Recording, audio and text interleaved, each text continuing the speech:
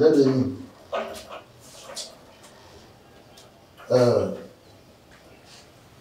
Enya gogo magro no nya ba. Wonto nya ba fifia enwo sese. Dolele ebe gere jomo ba. Avo mushan chaka. Afia how to wo do ashi hon tu. Amaro gbe do we yi kura. Boyo la hodo. Owo bo kaka va wusama le bebe. Voa mi elle mi Dios e di jomudu.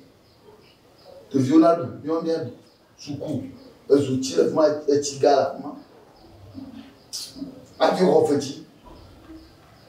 Ta me dio mi ama do la pa. Yi o hana kwa na ko. Na popo be yo. Ta ba kama ga la shin.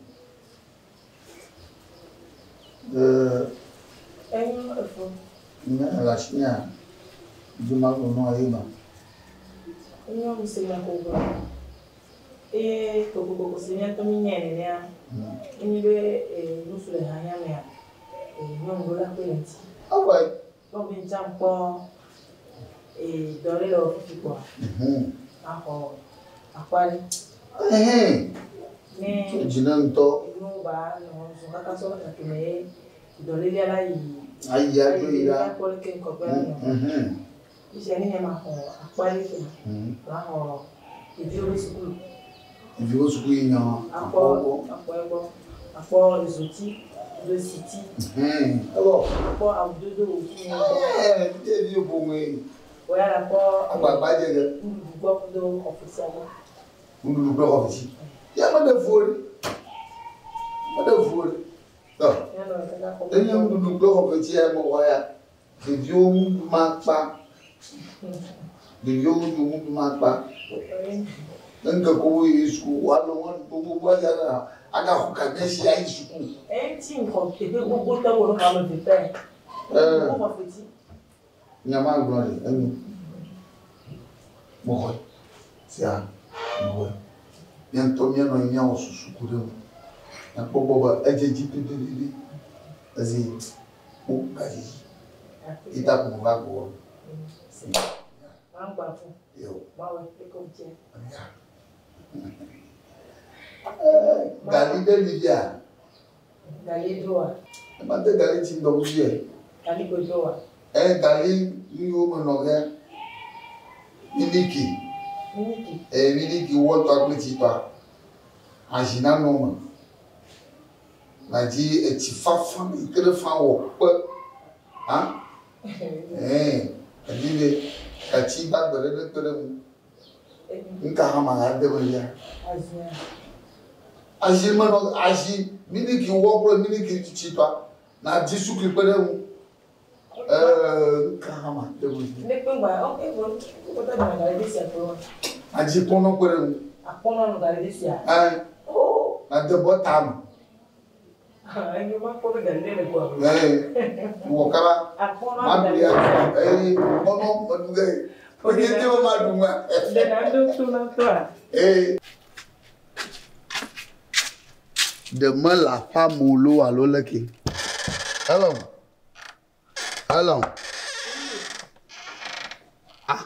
yo so de ifire lo nye jila nye lolo fi ko so imo pe ohun ya la ajo na shiboya la baba leki elina me le na we e ko shon le namdo kere gare mo dona be affaire mbere o fait toi filer alo abunye igle nga ho ai bunye me deju mandia me deju mo makata glomala show ni di le bleu me fio mo tanyen to do kinye no la leke hun la glero ma hun ke oglobe la dolina ma to nya chan le don pour na me nana le mo we yon ba abraham do nyam le glo to nye ke gbo la hun de ko pe doli hun na mo hun po gbojide o mo ga mayo no te mo po ga tiji kura she nyanke po da yiri fia ubuna ko to kwa lo fa ka gama wini gare kono no aso na ma na po da ko to kwa lo fa ka ne po mda ga sire dia alo ne nane nanyi lo na me bu ne va no poko ni bena pu da de mo po mali da de po na o de kala bu e ma rojo wunya oho se ai ganji mi lo na we mbere nyo bi nya ba corona va enti ni corona vari amko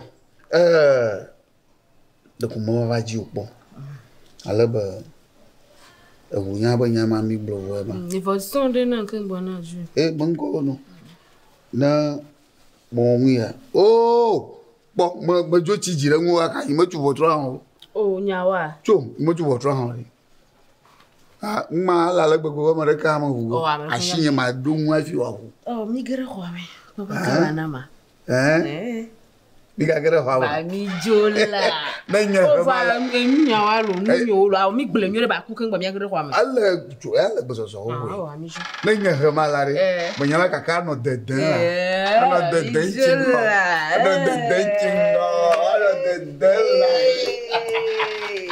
Améga ils ont ouais fait quand même un peu sur les soigné mi lo ko gbo so do mi dagbe ya un peu sur encore pas sur toi même Améga dagbe ya isso é para o enye pe acha ficar nka o peu sur pas tu enye pe acha fi pe ko ya soigné da janvier oh Améga on va mi bu te pe ali mi bu aho o peu sur enye me ka fuseni aro me ka pa ko fuseni soigné o peu sur fa le enye pe acha fi ko le ko pe ko fi soigné fuseni kwa janvier wa mais quel janvier voilà ouais une question o peu sur fa la enye pe acha fi l'homme ko mo gbe ni so e ko enye pe acha fi kaka wo yi o fe we hu ne ni pe nku fi pe ta me ni to so ko soigné no pe so ko fa hu me cloner pe enye kapil ko si ese tune be ese fachi nem le we nyore nem fa pichia ni ku mi la fa we barabara ndolo parce que quelqu'un peut y soit marqué elle a que pouvoir muti la fa bro kin ko ni ba fa we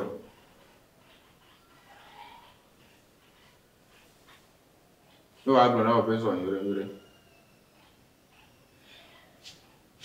Améga enyo mi se e soigné bokware madan ya ne peke bla ejele ho jine famo la jine jemi no se a ne bokware madan ya ne se a gba o ne pe ni olo gba kasi nti na mo lo fefe o la te we msi fafa ami si fafa e si fafa de pe mo lo on po si to la godi a on po si to la godi ma to ya godi ko la ko se na to na ji si fafa mo le fi ok la jo fa prendre o pe akwe ko pe ese fachi atu na o pe so pe le classe ni pe acha finchi na le gba ko ku nye pe ku fi pe ta me mlawe barabara Améga da lo vi le ku me na atu na pe ese fachi le mtase ni pe acha fi pe alo fi me wa be la pon que la fa va ni ku pe to le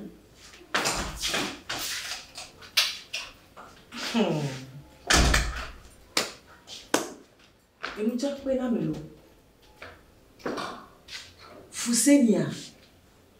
Fuseni ke mtere na gala homo esiti mtere chufio ezoti mtere neo ngulu tetecha avuku koe Fuseni poga peuple vuna nyonu le bamia kaka wa cha de tata wa cha la dolo vile kumena Fuseni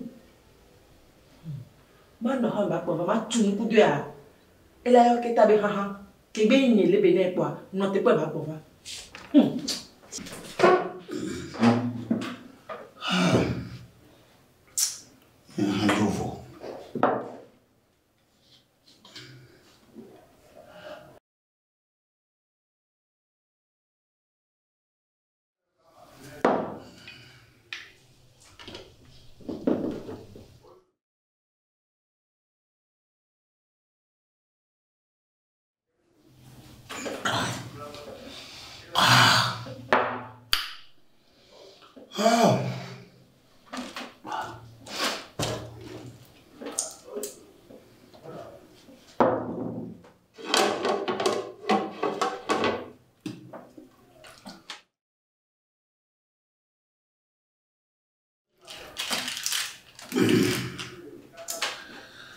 Nge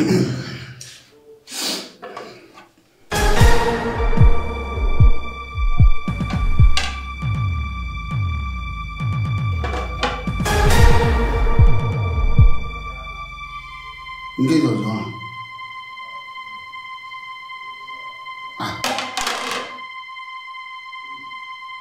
Umuno ba.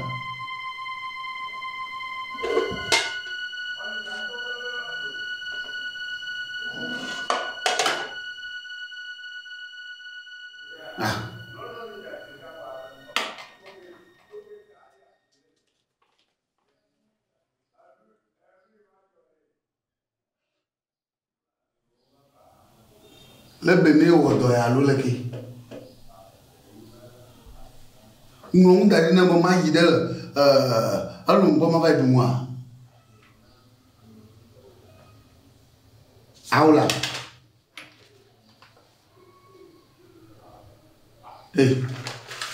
Lebe ne ngong dari na nyama ma ba dum la lombo.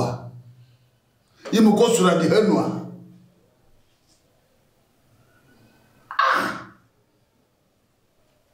Kwa ba bu dari na ko mo bo ma pakima non dari na ma indele alumbo ma ba duma sura bi mo no via to vendo